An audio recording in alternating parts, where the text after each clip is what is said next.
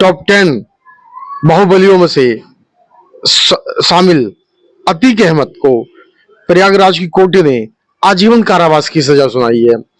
अभी हाल में ही कुछ दिन पहले प्रोफेसर साहब ने अतीक के खिलाफ जबरदस्त तरीके से एक इंटरव्यू दिया था जो आप लोगों ने सबसे ज्यादा पसंद किया था। तो उसी विषय में हम लोग दोबारा सिंह साहब से मिलेंगे और सिंह साहब से बात करेंगे। मैं सीधा ही आप लोगों को प्रोफेसर साहब के पास ले चला हूँ। प्रोफेसर साहब, आपका बहुत स्वागत है। बहुत बहुत धन्यवाद। और ये जो समय चल रहा है उत्तर प्रदेश के अंदर गुंडों के बहिष्कार का समय है। बड़ी धन्यवाद मैं सरकार को भी दूंगा। मैं सरकार का नुमाइंदा नहीं हूं, लेकिन यथार्थ और सच्चाई के लिए हम लोग बोलते रहे हैं कि इस सरकार का बागडोर जब योगी जी ने चलाया तो उन्होंने एक बात बड़ी विनम्रता से कहा, या तो गुंडे यहाँ से चले जाएं, नहीं तो उनकी खैर नहीं है। और ये पहले व्यक्ति हैं जो कहा वो किया। कई बार ये सरकार बनी लेकिन वो विफल होती रही और गुंडों की रखवाली जो है सरकारें करती थी।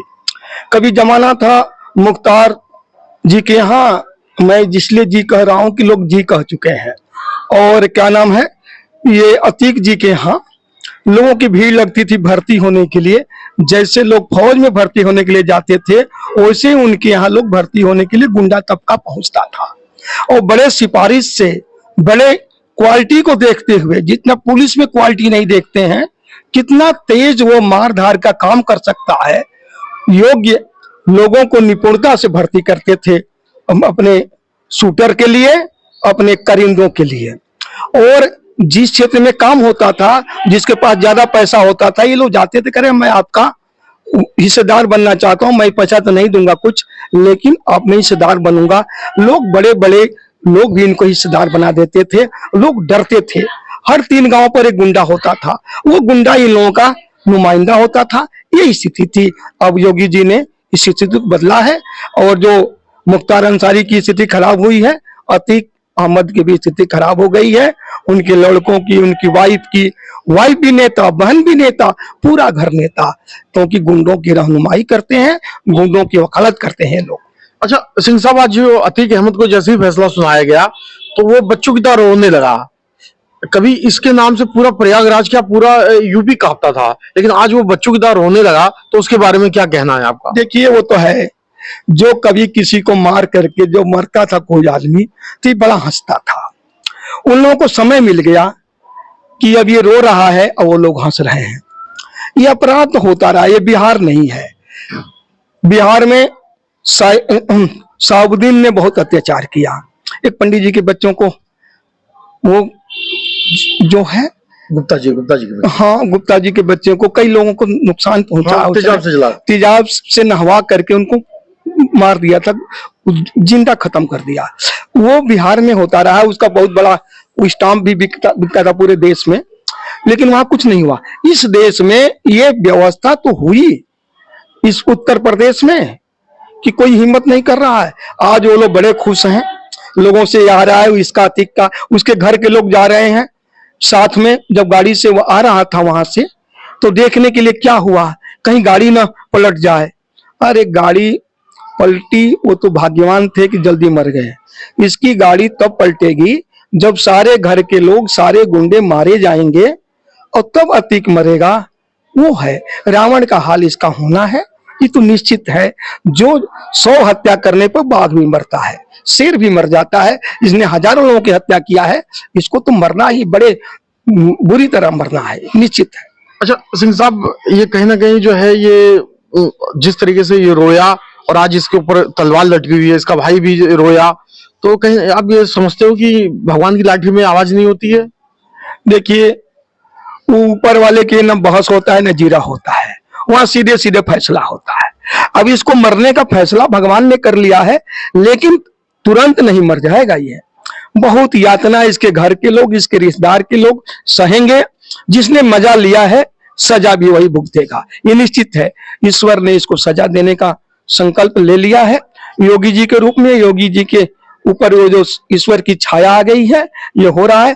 पूरा प्रदेश बड़ा खुश है और इसका लाभ भी भाजपा को मिलेगा, मुझे उम्मीद है। क्योंकि जो गंदे लोगों को खत्म करने का जिसने संकल्प लिया है।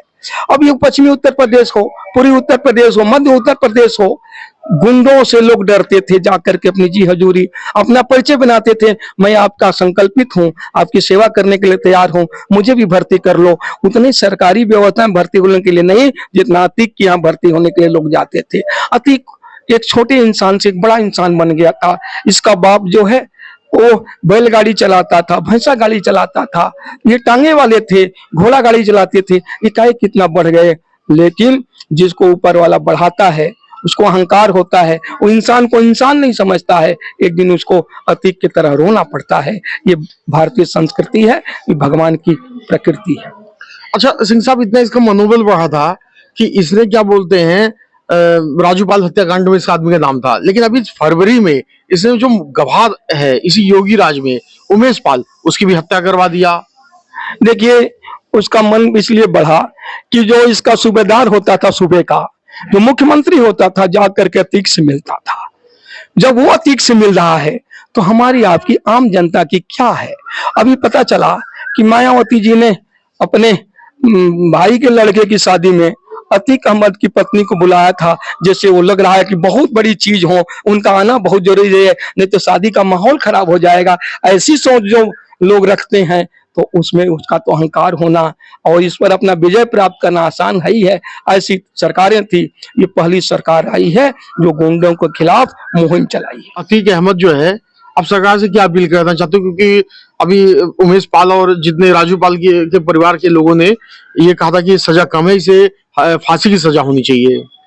देखिए जो जिस आदमी पर बीतती है वो तो कहता ही है, और सजा तो इसके लिए जितना दिया जाए उतना ही कम है। और वो मर जाने से उसको क्या, उसने तो प्रतिशोध के अलावा क्या कर सकता है उसका परिवार। लेकिन प्रतिशोध भी करने वाले लोग नहीं, वो तो बड़ी बेबाकी से कर रहा है। मैं डरता नहीं पुलिस से, मैं उससे डरता नहीं। जो आदमी समाज से नहीं डरेगा वो किसी से नहीं डरेगा। उसको अच्छाई बुराई का कोई ज्ञान नहीं है, न तो घर के लोगों को है। वो तो मलाई काट रहे हैं, उनसे मिलने बड़े बड़े विद्वान लोग पैर छूने लगे थे। उसको तो मुख्यमंत्री उससे पूछ करके बात करते थे। मुख्यमंत्री कहते थे इस क्षेत्र को हमें जीतना है, वो विचार लेते थे अतीक से, मुख्तार से। अब इस समाज का क्या कहना, एक नया परिवर्तन आया है। जय योगी बोलो, जय मोदी बोलो, ये समाज कहने लगा है। योगी तो इस प्रदेश का मुखिया ऐसा बना है जो इस समाज को सही करके ही मानेगा। योगी की जरूरत है, लोग महसूस करने लगे। हम नहीं कहते हैं, हम लोगों की भाषा बोल रहे हैं, लोग कहने लगे। अच्छा, ये है सिंह साहब जिन्होंने हमेशा, चाहे वो अतीक अहमद हो चाहे मुख्तार अंसारी हो, जब उनकी तूती बोल रही थी तब भी उनके खिलाफ बोला। आज जब वो उनकी योगी जी लगातार उनके ऊपर पुलिस के डंडे चलवा रहे हैं तब भी उनके खिलाफ बोल रहे हैं। भाषा में इनकी जो आपने देखा जो तीखापन आज है, वही उस समय था जब अखिलेश का शासन था और जब वो लोग बादशाह थे, जुल्म के बादशाह थे, तब भी सिंह साहब उसी अंदाज में बोलते थे। सिंह साहब हमेशा सच बोलते हैं और सच के अलावा कुछ नहीं बोलते हैं।